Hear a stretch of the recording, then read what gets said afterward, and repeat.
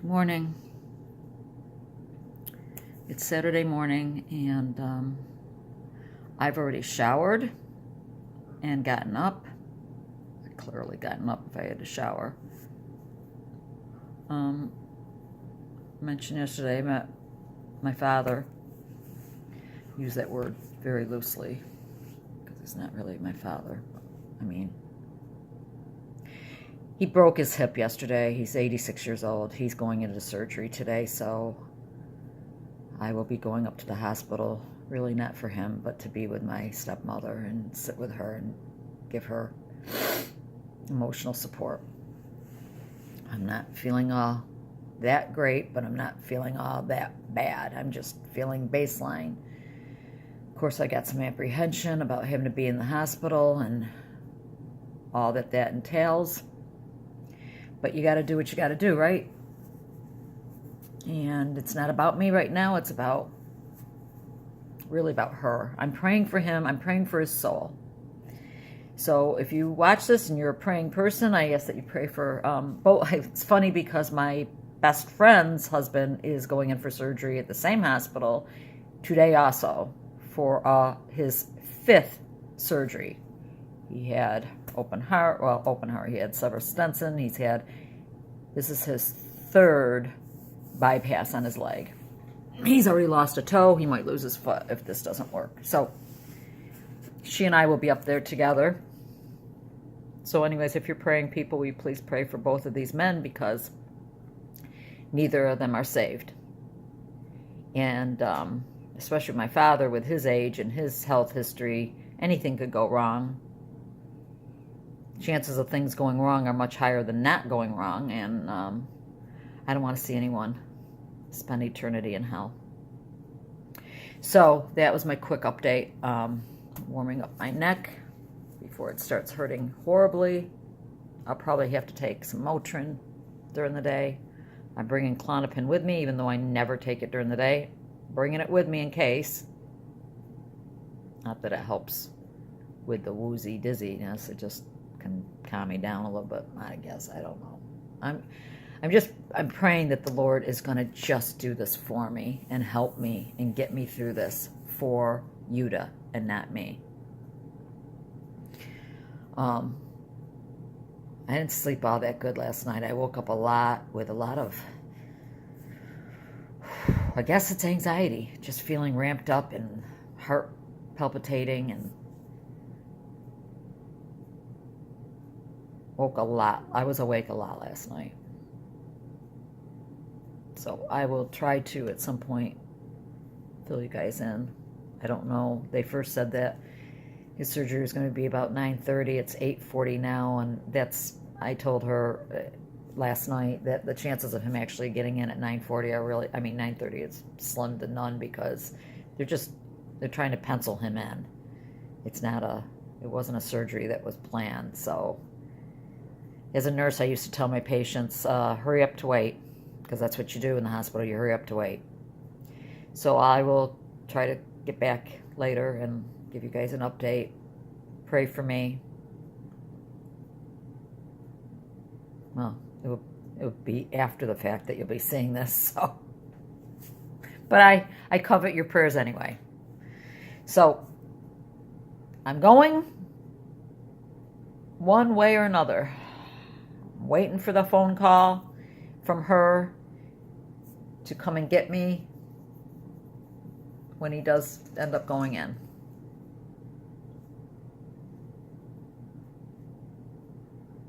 Let's go.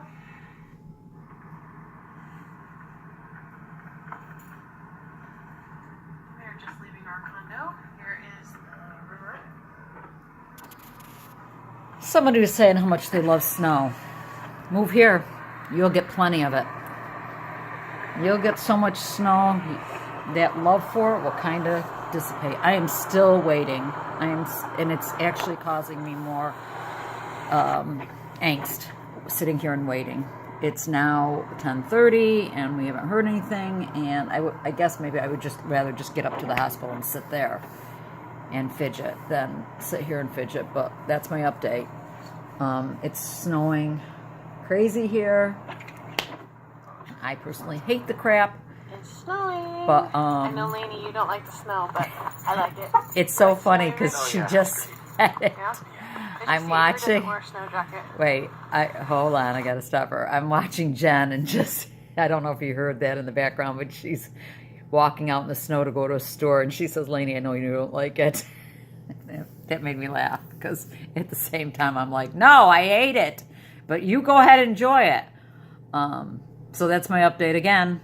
Hopefully next time you see me, I'll be up at the hospital with something to report. Bye.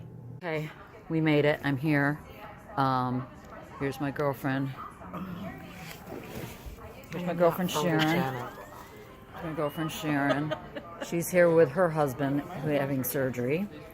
And here's the woman that I spoke before, my stepmommy. This is Yuda. And she's here because her hubby fell and, as I told you before, broke his hip. And so he's in surgery. So this is the huge surgical waiting room we're in.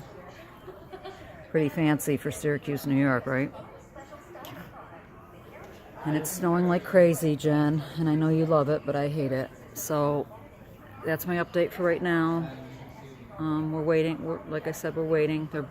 Both the hubbies are in surgery right now, and I will update later as to what's going on. My husband drove me up here. Clearly, wasn't capable of driving myself again today, but I'm out. Okay, later. Hello, I'm home.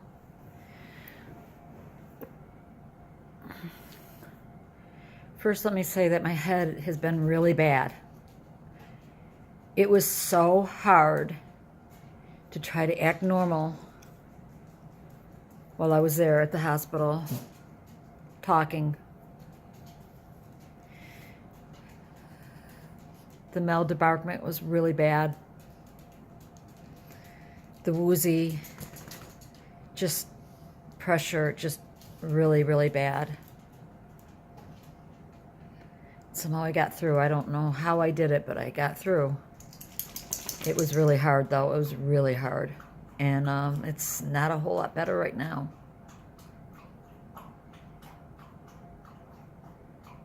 But I did it for my stepmother. What was really hard was when he came out of surgery and we went up to see him.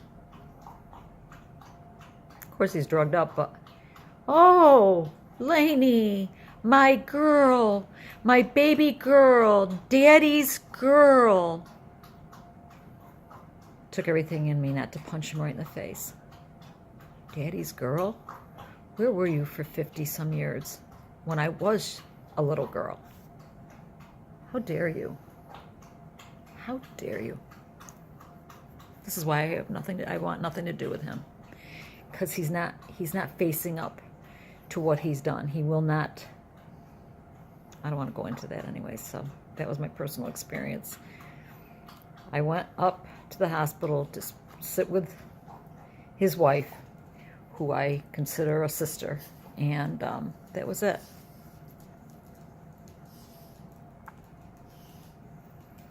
So emotionally it was hard, but my head is just, my neck, I took 2 Motrin before I left, and it just takes the pain down about this much. It really is not touching the pain anymore, and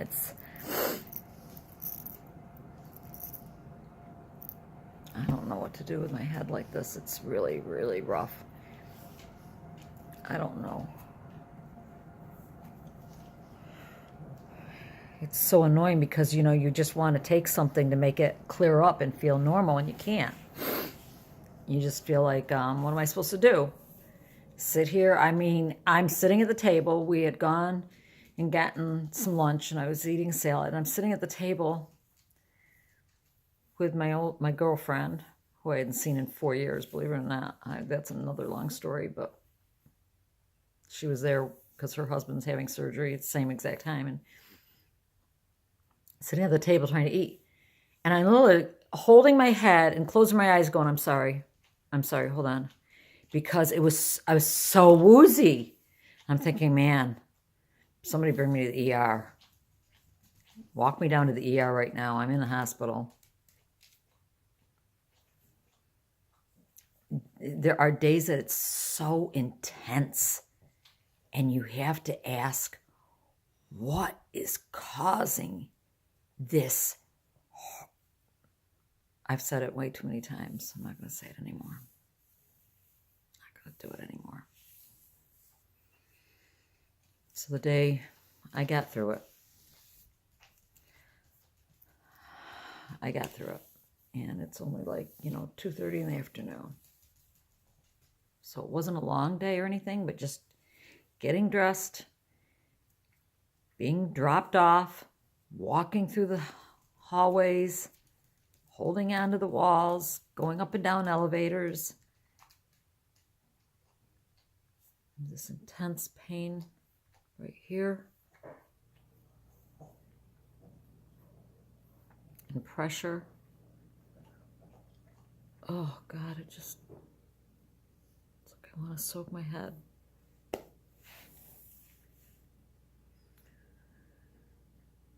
Well, let me show another. This is such winter wonderland. This is for Jen.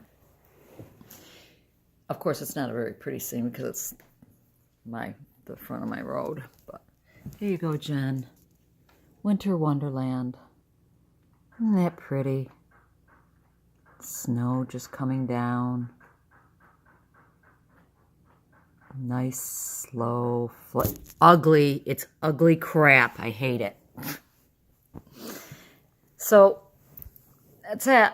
I don't have anything else to say for now, other than I don't even know what to do the rest of the afternoon, because it's not like going and laying down will make me feel better. Okay, well, I'm going to go lay down now and lay in bed for a while, and I wish I could figure out my hair. And in about an hour, I'll feel normal. That doesn't happen. Eyes are really sensitive again today. My husband is out somewhere, probably over at my son's apartment, watching the SU game. So it's just me and the dogs. My daughter my older daughter asked if she could take me out to an early dinner tonight with my two older grandchildren, Olivia and Lincoln, for my birthday. No,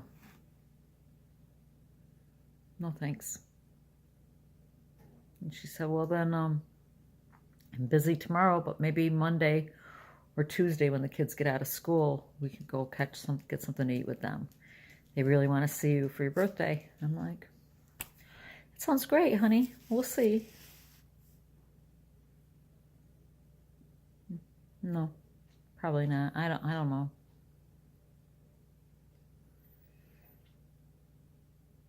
Just sitting there today thinking, why can't I just sit here and not feel so dizzy and so woozy? We're sitting here. Why can't I have a moment of peace from this? Why, Lord? Why will you not lift this from me and give me relief?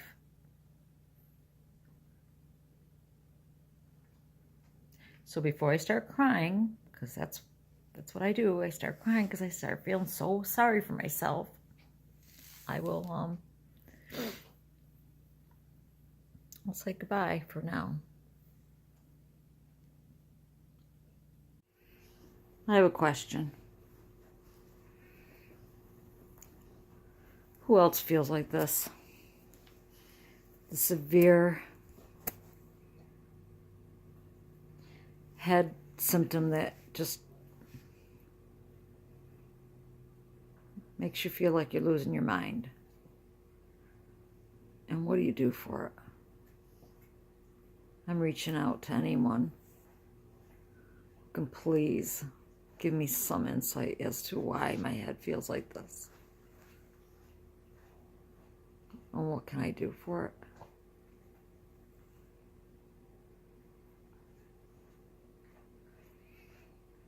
I can't go on like this any longer.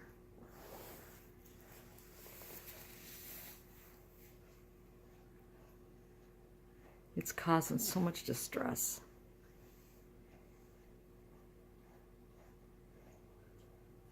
Saturday afternoon. And here I'm laying down because I can't do anything else. I can't read. Can't watch TV. Can't listen to music. Can't scroll on my phone or my Fire tablet or my computer laptop.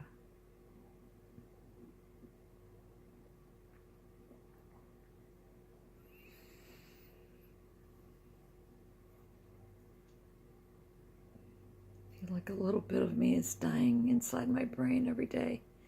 It literally feels like part of my brain is burning up and being eaten up.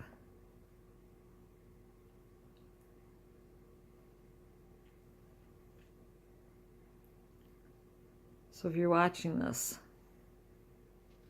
and you know what this feels like, and I have a couple friends that do, they don't have any answers either. It's male debarkment, definitely, but it's been going on for years, so that doesn't really fit the criteria of male debarkment. But when you feel like you're on a boat and the room is doing this, it's migraine-associated vertigo. I have that too. My head's been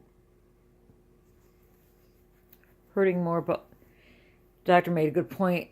Now that I don't take the Valium, even though it was just a minuscule amount of Valium. Valium is like a muscle relaxant. And that's probably why my neck has been hurting even more lately. And it was getting worse and worse the lower I got on the Valium. And now that I'm not on Valium at all, I'm feeling more pain in my shoulders, my neck, my lower back. My elbows, my knees, just my joints are just aching. I'm aching like I did, interesting enough, aching like I did when I was first diagnosed with fibromyalgia, and I wasn't on any Valium. And I went to the doctor and I said, it feels like every part of my body just is aching and like somebody's been hitting me. And my body's been hurting like that occasionally. And I'm laying here thinking, should I try to get in the sauna again? I don't know. I don't know what to do. I don't know what to do. And I'm just so beyond words. And I too wonder, should I continue vlogging? What's the point? I don't have anything new to share. All I do is get on here and complain. I don't have anything that I can add or benefit to people. I'm not trying new protocols, like, oh, I got this new supplement. That's the thing with me, is that I'm not going to try a bunch of different things all at once. I have to just, I just want my head to stop feeling like this. I need relief. Oh God, I need relief from this. And I'm putting the word out there. If you please hit subscribe.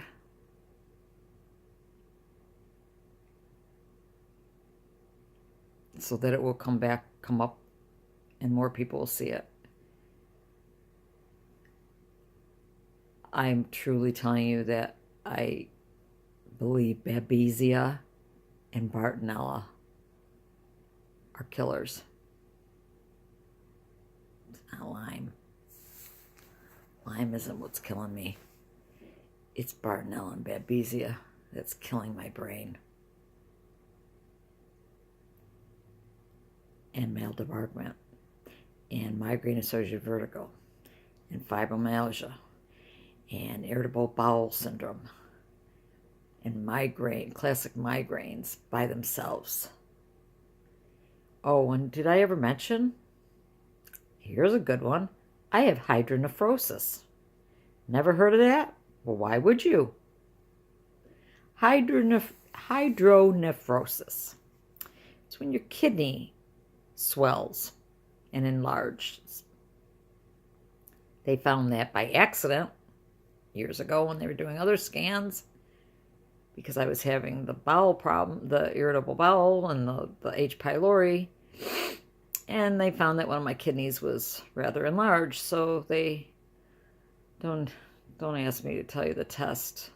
I don't know the name of the test, but they hook you up to an IV with fluids, and they pump fluids into you, and you can't go pee. You have to lay there, and then on the scan, it shows, and it's whatever they're pumping, this fluid has got some kind of contrast in it, so you can see on the monitor as this is being filtered through the kidney and down, blah blah blah, and how quickly and the rate and all that. First time I ever had that test, it showed that my kidney was functioning okay and fine, but it wasn't large, and there was no, usually it's blockage from a tumor or a cyst, or something's blocking it. There was no blockage, yet my kidney's just swelling.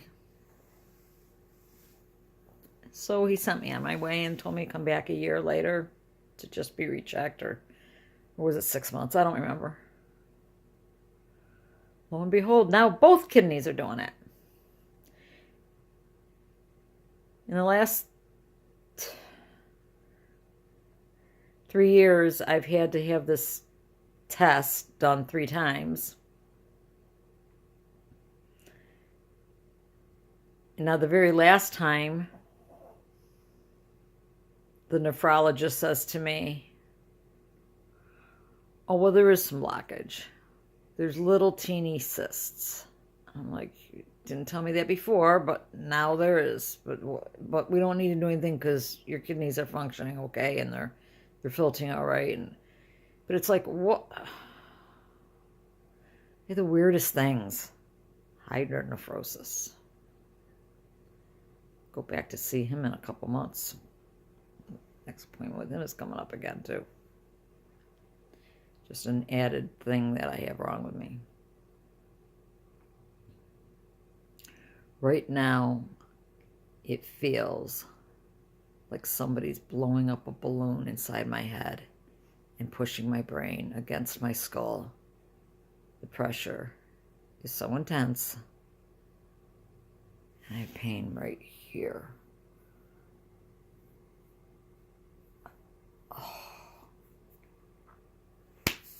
Okay, just want to pop in and show you that I'm laying down and it's not really doing anything for me.